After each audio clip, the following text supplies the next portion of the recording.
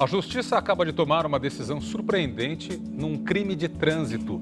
Determinou uma indenização de quase R$1,5 milhão para a família da vítima, um jovem atropelado quando caminhava na calçada. A nossa equipe mostra como a Justiça chegou a essa decisão 5 anos depois do atropelamento. O Vitor Gurman, conhecido como Vitão. Um jovem de apenas 24 anos. Boa noite a todos. Um carro de luxo em alta velocidade durante a madrugada. A morte do administrador de empresas Vitor Gurman vai completar 5 anos. Para a família, ainda é difícil esquecer. O pessoal acha que com o tempo a dor passa. Isso é uma mentira.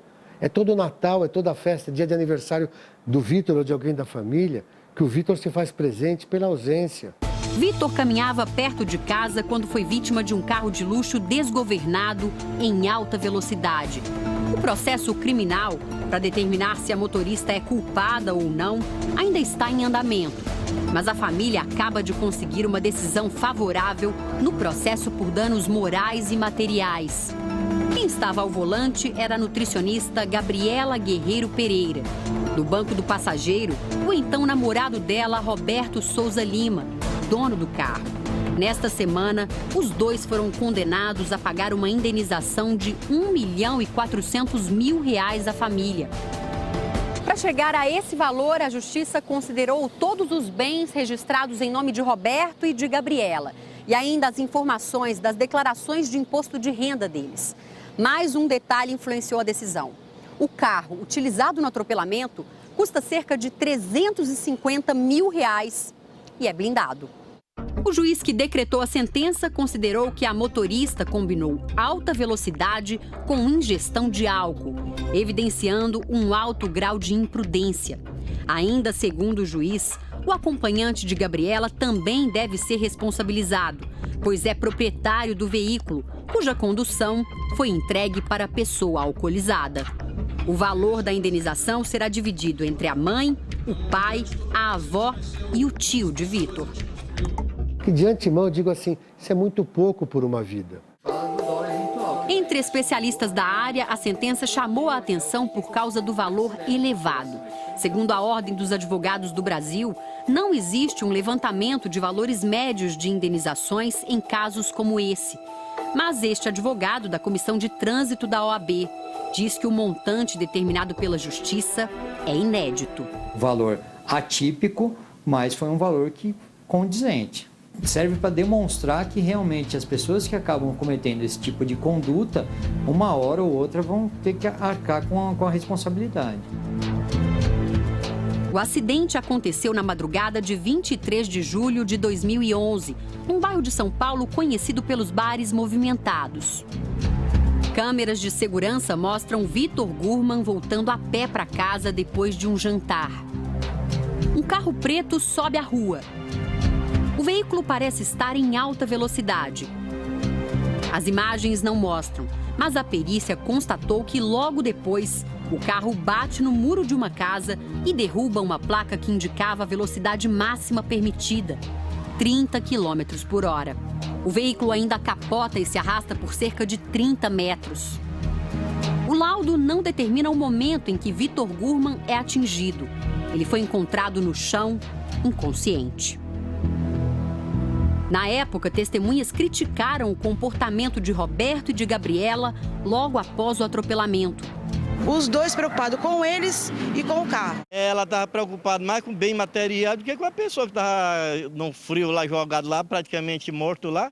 No depoimento à Justiça, obtido com exclusividade pelo Domingo Espetacular, Gabriela afirma que não tinha percebido que existia uma vítima da batida.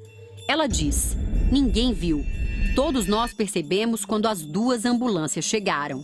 Vitor Gurman morreu 5 dias depois. O meu sobrinho tinha ido num jantar. Ele morava a 8 quadras desse jantar. Ele tinha carro.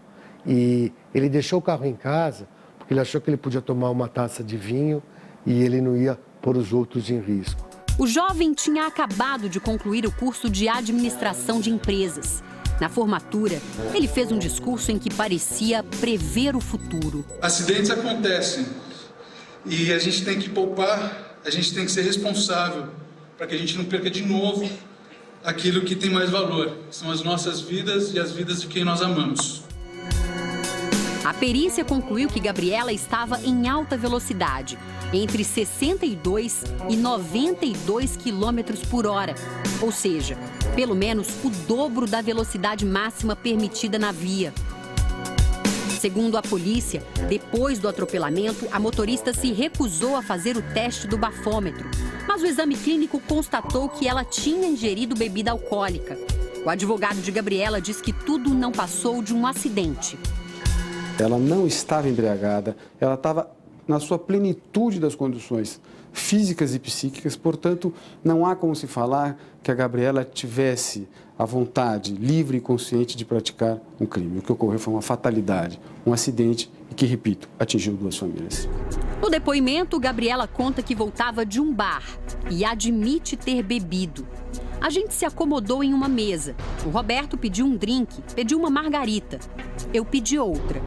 Após a colisão, a nutricionista seguiu para a delegacia. Mas só 3 horas depois, foi levada para fazer o exame clínico que constataria a embriaguez. O Ministério Público acredita que durante esse intervalo, ela tentou mascarar o efeito do álcool.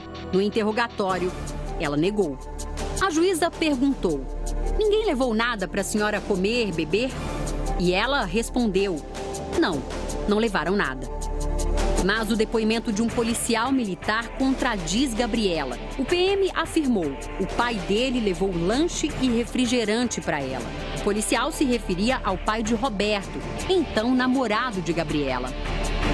A juíza insistiu: "O senhor viu?"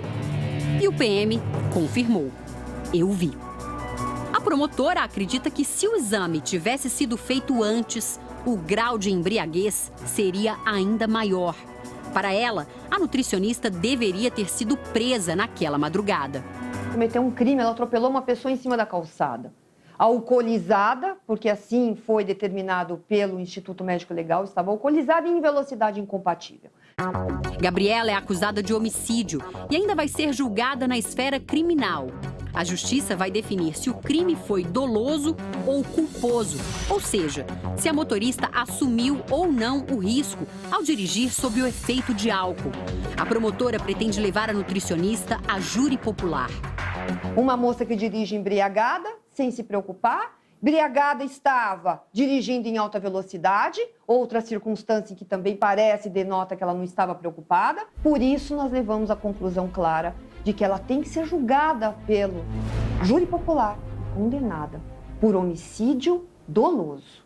Apesar da primeira vitória judicial, com uma indenização de R$1.400.000, a família de Vitor não consegue comemorar a decisão da justiça. A gente acredita que eles não vão pagar, eles vão recorrer. E nós não estamos interessados na reparação financeira, né? O Vitor não volta mais.